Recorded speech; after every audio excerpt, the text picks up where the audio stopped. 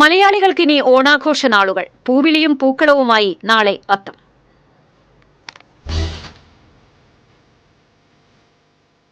പൊന്നിൻ ചിങ്ങമാസത്തിലെ ഓണക്കാലം ആഘോഷത്തിന്റെയും സമൃദ്ധിയുടെയും നാളുകൾ കൂടിയാണ് മലയാളികൾക്ക്.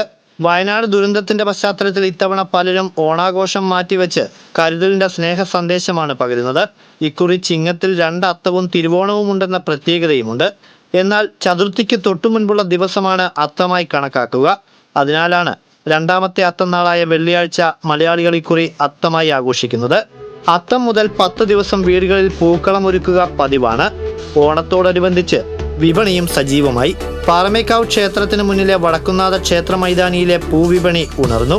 എന്നാൽ മഴയും സർക്കാർ തല ഓണാഘോഷ പരിപാടികൾ ഇത്തവണ കുറച്ചതും പൂവിപണിയെ ബാധിക്കുമോ എന്ന ആശങ്കയുണ്ട്.